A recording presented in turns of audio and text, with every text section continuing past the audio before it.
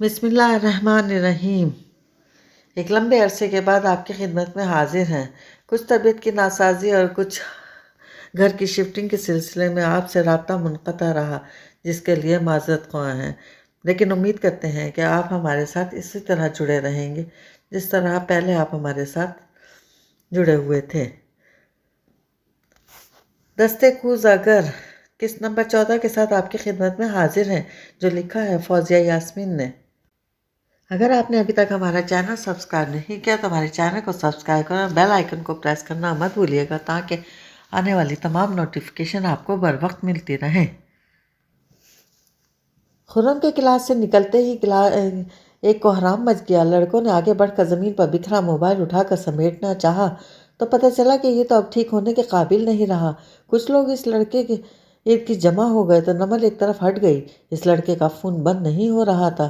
سب اپنے اپنے مشورے دینے لگے۔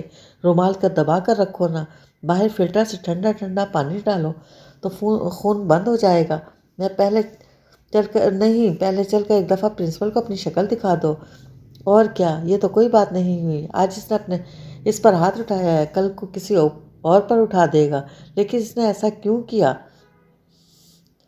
کیا مطلب ہے؟ دادا گیری ہے بس۔ اس نے تو بھی کچھ تو کیا ہوگا۔ مجھے یونیورسٹی آتے ہی دن کتنے ہوئے ہیں میں کچھ کروں گا۔ وہ لڑکا فوراً منہ پر سے رومال ہٹا کر تنک کر بولا۔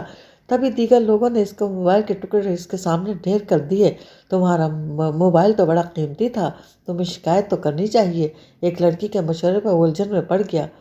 خرم کو کہا جملہ اس کی سماعتوں میں گونجنے لگا، اگر دوبارہ ایسی حرکت کی تو اس موبائل کی جگہ تمہارا سر ہوگا۔ خرم کی کہی بات یاد آتے ہی وہ فوراً گھبرا کر بولا، نہیں، اس کی کوئی ضرورت نہیں۔ یہ تو غنڈے لوگ ہیں، مار پیٹ ان کے لیے عام بات ہے۔ مجھے کسی سے دشمنی نہیں کرنی، لیکن اس طرح ڈر کر بیٹھ جانا بھی تو مناسب نہیں۔ نمل بے اختیار بولی۔ میلا اور سنبل نے ایک ساتھ اسے گھور کر دیکھا اور گھورتی چلی گئیں، جبکہ ایک اور لڑکی فوراً بولی، شکایت کرنے سے بھی کیا ہوگا؟ تم نے تو کی تھی، پرنسپل صاحب نے آفس میں بلا کر تھوڑا سا ڈانٹ دیا اور بس۔ ہاں اور کیا، تم تو لڑکی تھیں، اس لیے خرم نے چھوڑ بھی دیا۔ یہ شکایت کرے گا تو پھر آ کر اس کی پٹائی کر دے گا۔ لوگوں کے ملے جلے تبصرے جاری تھے۔ وہ تینوں کلاس سے باہر نکل آئیں اور نکلتے ہی رومیلا سنبل پر شروع ہو گئی، کیا ضرورت تھی تمہیں رومال لے کر فوراً اس کے پاس جانے کی؟ دیکھا نہیں کتنا برا لگا تھا خرم کو؟ کیوں تم اسے دشمن بنانے میں تلی ہوئی ہو؟ رومیلا کا بس نہیں چل رہا تھا۔ کیا کر ڈالے؟ میرا تو اس وقت بولنے کا دل چاہ رہا تھا جب خرم نے اس پر ہاتھ اٹھایا تھا، مگر کیا؟ نمل کی بات پوری بھی نہیں ہوئی تھی کہ سنبل اور رومیلا چیخ پڑی، اور نہیں تو کیا، اس وقت اگر ساری کلاس کھڑی ہو جاتی تو خرم اور اس کے چند دوست اتنے سارے لوگوں کا کیا بگاڑ لیتے؟ ایک تو اس وقت کوئی نہیں بولا اور میں بھی نہیں بول سکی۔ میں تو بس شاک ڈرائی گئی تھی اس لڑکے کا خون دیکھ کر۔ اچھا ٹھیک ہے، پتہ ہے تمہارے دل میں ساری دکھ انسانیت کا دکھ موجود ہے، اب اس موضوع کو ختم کر دو، رومیلا نے ڈپٹ کر کہا تو تینوں واقعی تھوڑی دیر کے لیے خاموش ہو گئیں۔ پھر یہ پیریڈ تو ان کا تقریباً ختم ہو ہی گیا تھا اور کچھ دیر ادھر ادھر کی باتیں کر کے واپس اپنی کلاس میں آ گئیں۔ یونیورسٹی سے واپسی میں جب نمل نے رومیلا کو اس کے گھر پر اتارا تو گیٹ تک جا کر واپس پلٹ آئی۔ اگر ماموں سے آج شام کے بارے میں کوئی بات ہو تو مجھے انفارم کر دینا۔ نمل اس کی بات پر زیر لب مسکرانے لگی۔ کیا ہوا؟ رومیلا نے حیرت سے پوچھا۔ کل سے تم تو مسلسل حشام کے بارے میں سوچ رہی ہو اور مجھ پر اعتراض ہے کہ ساری انسانیت کا دکھ میرے ہی دل میں موجود ہے۔ بلکہ شوخی سے کہنے پر رومیلا فوراً بولی، فرق ہے دونوں صورتوں میں۔ خرم نے اس لڑکے کے ساتھ یہ سلوک کسی وجہ سے کیا ہوگا، ضروری نہیں ہے کہ وہ کوئی دودھ کا دھلا ہو، جبکہ یہاں پولیس نے کسی شخص کو حبس سے بے جا میں رکھا ہوا ہے۔ ارے اگر وہ مجرم بھی ہے تو بھی اسے منظر پر لا کر جرم ثابت کریں۔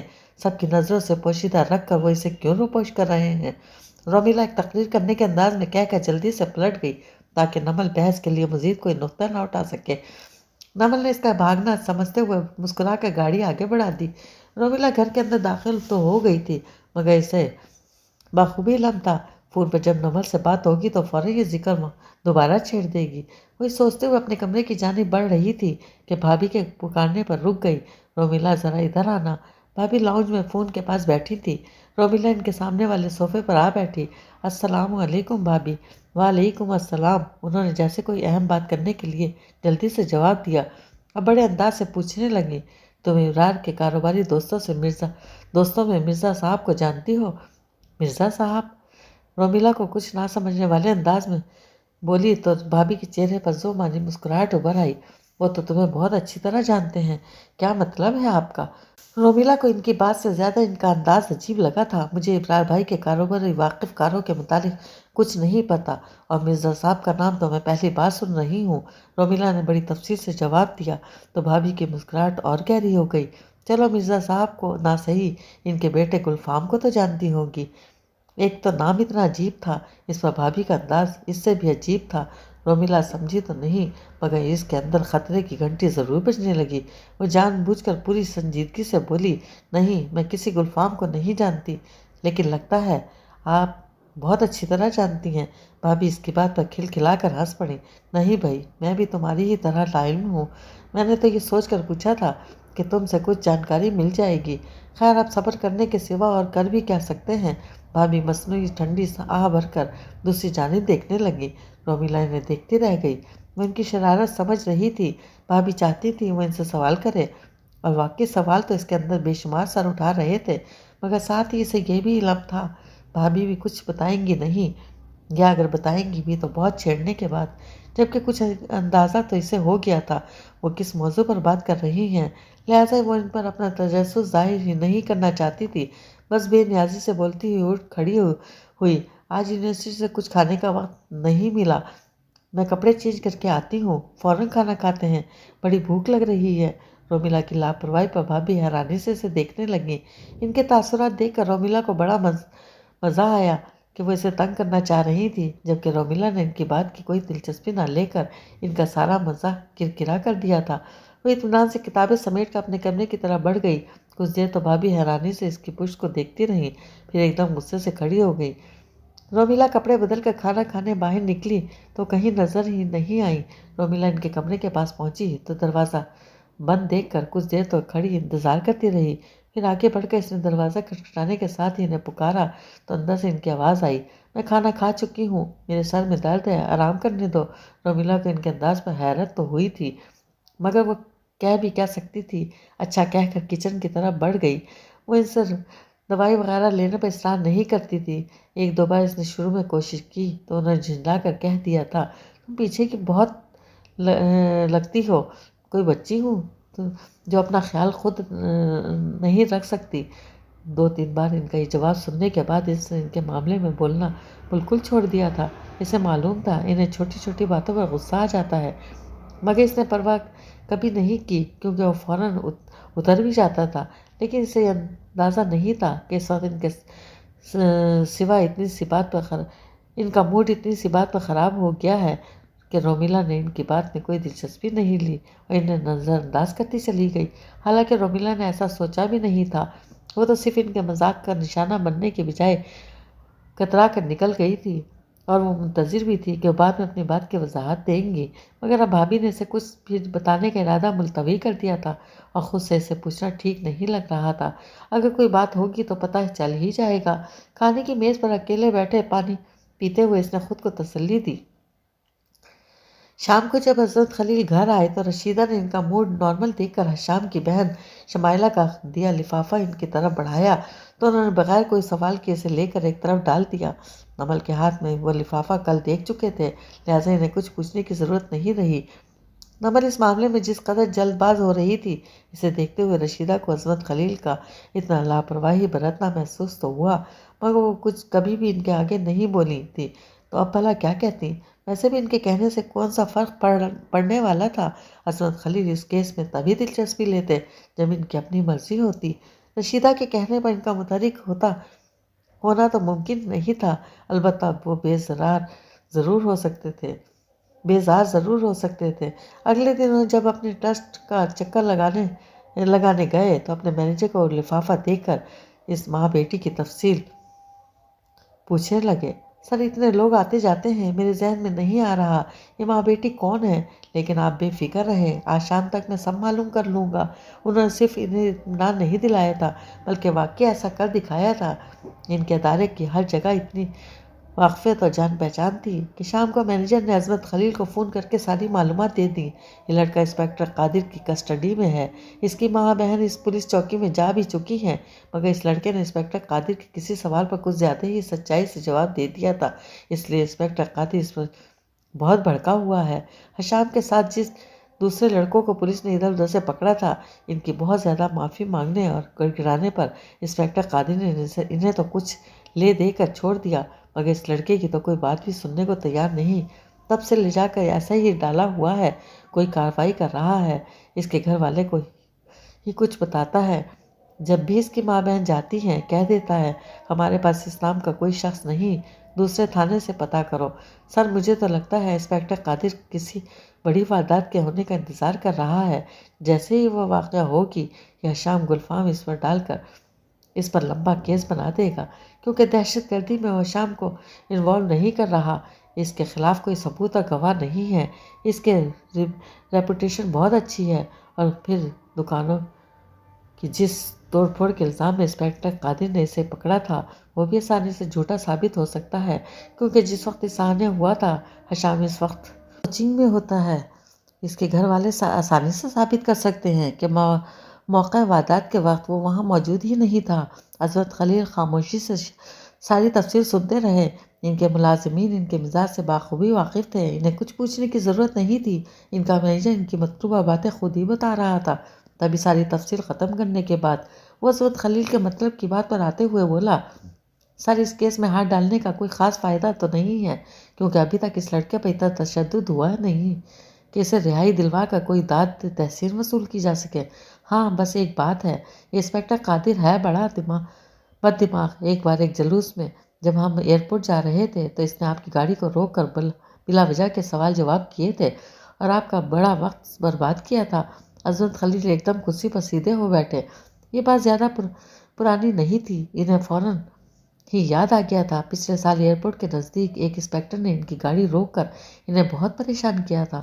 وہ تو جب انہوں نے پولیس ڈپارٹمنٹ میں ایک بہت بڑے عہدے پر موجود اپنے دوست کو فون کیا تو ان کی جھاڑ پر انسپکٹر قادر نے عظمت خلیل کی جان چھوڑی تھی اور بڑے آرام سے یہ کہہ دیا تھا کہ اس نے انہیں پہچانا ہی نہیں، یا اگر اس وقت نہیں پہچانا تو اب جانے کے بعد تو اس کے انداز سے شرمندگی ظاہر ہونی چاہیے تھی، مگر یہاں تو وہ بھی نادارت تھی۔ لٹ مار انداز میں اس نے اپنی صفائی دے کر ان کی گاڑی کو آگے جانے دیا تھا۔ عظمت خلیل خود بھی اس وقت بہت جلدی میں تھے، چنانچہ اس دو کڑی کے انسپکٹر کے رویے پر زیادہ غور نہ کر سکے اور بعد میں اپنی مصروف زندگی میں وہ اس بات کو بھول بھی گئے، لیکن اب یاد کرنے پر انہیں اپنی وہ ذلت اتنی ہی شدت سے محسوس ہونے لگی جتنی اس وقت 8 ماہ پہلے انہوں نے محسوس کی تھی۔ سر پھر کیا خیال ہے، آگے بات کی جائے اس لڑکے کو چھڑانے کی؟ مینیجر صاحب نے عظمت خلیل کو سوچوں میں غرق پا کر پوچھا۔ نہیں، میں اگر اوپر کسی سے بات کروں گا تو انسپکٹر قادر کو تھوڑی بہت ڈانٹ پڑے گی اور وہ اسے فوراً چھوڑ دے گا۔ عظمت خلیل کچھ سوچتے ہوئے بولے، جی بالکل سر، آپ کے کہنے پر تو وہ فوراً اسے آزاد کر ہی دے گا۔ مینیجر صاحب فوراً سے پیشتر بولے، تو پھر ایسا کرو، اس معاملے میں فی الحال ہاتھ مت ڈالو، کچھ دن اس لڑکے کو انسپکٹر قادر کی حراست میں رہنے دو، دیکھو اس پر کون سا جرم عائد کرتا ہے۔ عظمت خلیل کا ذہن بہت دور کہیں کا سوچ رہا تھا، لیکن سر، مینیجر صاحب کچھ ہچکچا کر بولے، سر اگر اس لڑکے پر کوئی خطرناک کیس بن گیا تو خواہ مخواہ اسے بے گناہ ثابت کرنے میں ہمیں زیادہ محنت کرنی پڑے گی۔